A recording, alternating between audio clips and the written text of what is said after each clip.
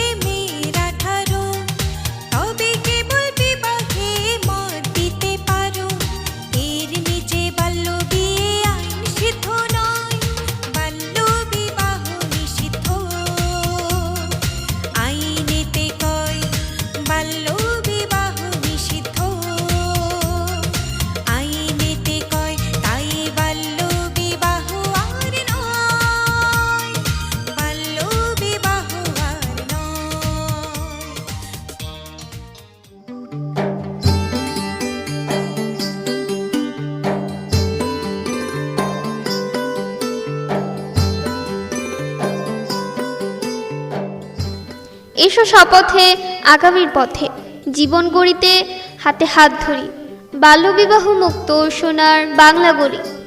প্রিয় শ্রোতা, সবাইকে প্রীতি ও শুভেচ্ছা জানিয়ে শুরু করছি বাল্যবিবাহ রোধে করণীয় বিষয়ক সচেতনতামূলক এবং শিক্ষামূলক রেডিও ম্যাগাজিন অনুষ্ঠান সোনালী কৈশোর। আজ শুনবেন অনুষ্ঠানের 40তম পর্ব। আমাদের এবারের বিষয় বাংলাদেশে বাল্যবিবাহ নিরোধ আইন কতটা কার্যকর। আজকের পুরো অনুষ্ঠান জুড়ে আপনাদের সাথে থাকবো আমি জেমি। প্রিয় শ্রোতা, আপনারা শুনছেন রেডিও বিক্রমপুর ৯৯.২ FM। অনুষ্ঠানটি আম্বালা ফাউন্ডেশনের সহায়তায় নির্মিত এবং অনুষ্ঠানটি প্রচারিত হচ্ছে রেডিও বিক্রমপুর ৯৯.২ FM এ। আমরা আমাদের অনুষ্ঠানের মাধ্যমে চেষ্টা করব বাল্যবিবাহ সম্পর্কে ও বাল্যবিবাহ রোধে স্থানীয় পর্যায়ে জনসচেতনতা বাড়ানোর। শ্রোতা, চলুন শুনে আসি আজকের অনুষ্ঠানে কি কি থাকছে। অনুষ্ঠানের প্রথমেই থাকছে বাল্যবিবাহ সম্পর্কে সচেতনতামূলক একটি পিএসএ। তারপরে থাকছে সাধারণ মানুষের কথা। তারপরে থাকছে বাল্যবিবাহ সম্পর্কে সচেতনতামূলক আরও একটি পিএসএ এবং সবশেষে থাকবে আজকের উল্লেখিত বিষয় নিয়ে বিশেষজ্ঞের মতামত। প্রিয় শ্রোতা, চলুন প্রথমেই আমরা বাল্যবিবাহ সম্পর্কে একটি পিএসএ শুনে আসি। বাল্যবিবাহ বন্ধ করতে প্রয়োজন সামাজিক প্রতিরোধ। আসুন সমাজের সকলকে বাল্যবিবাহের কুফল সম্পর্কে সচেতন করি এবং রোধ করি বাল্যবিবাহ। শ্রোতা, এতক্ষণ শুনলেন বাল্যবিবাহ সম্পর্কে সচেতনতামূলক একটি পিএসএ। বাল্যবিবাহ একটি সামাজিক ব্যাধি।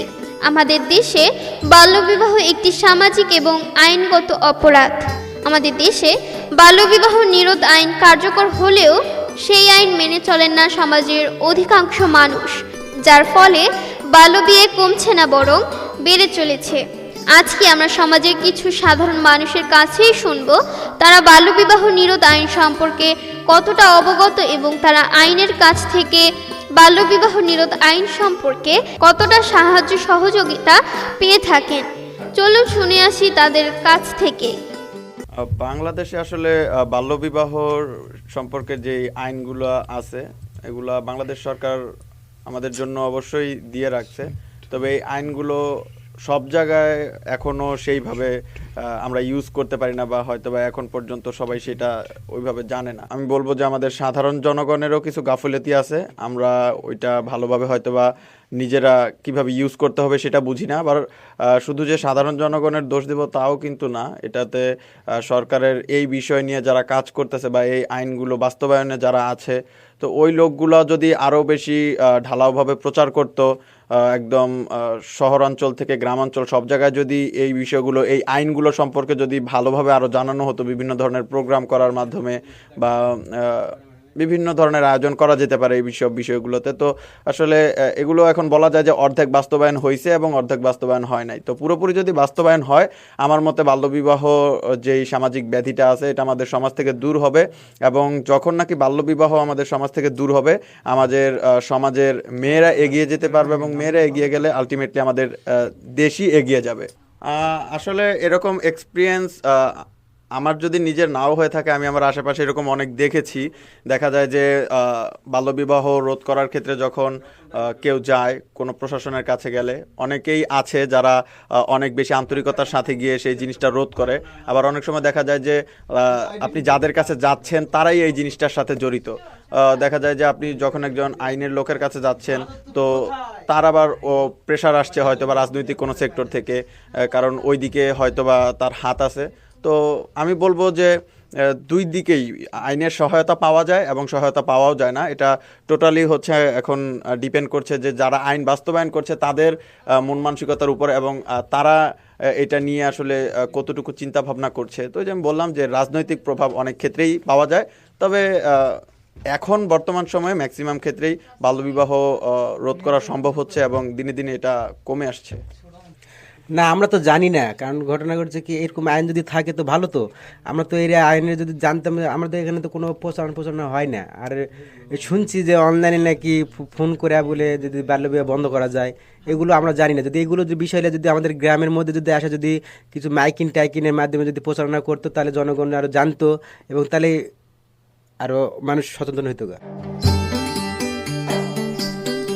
আমাদের আজকের অনুষ্ঠানে এই পর্যায়ে শুনব বাল্যবিবাহ সম্পর্কে সচেতনতামূলক আরও একটি পিএসএ। চলুন শুনে আসি বাল্যবিবাহ নিয়ে পিএসএটি। বাল্যবিয়ে রুখতে হলে আওয়াজ তুলুন তালে তালে। খবর দিন স্থানীয় প্রশাসনে এবং কল করুন 109 নম্বরে। প্রিয় শ্রোতা, শুনে আসলাম বাল্যবিবাহ সম্পর্কে সচেতনতামূলক একটি পিএসএ। শ্রোতা, বাল্যবিবাহের আরও একটি প্রধান অন্তরায় রয়েছে সামাজিক অসচেতনতা। আমাদের সমাজের মানুষেরা সচেতন নয় বলে দিন দিন বেড়ে চলেছে বাল্যবিবাহ। আমাদের দেশে বাল্যবিবাহ একটি শাস্তিযোগ্য অপরাধ, তবুও থামছে না এর প্রকোপ। এর প্রধান কারণ আমাদের সমাজের মানুষেরা।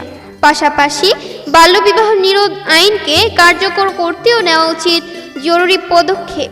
এই নিয়ে আমাদের সাথে আজ কথা বলবেন দৈনিক মুন্সিগঞ্জ খবর পত্রিকার সম্পাদক এবং প্রকাশক অ্যাডভোকেট সোহানা তাহমিনা। চলুন শুনে আসি ওনার মতামত।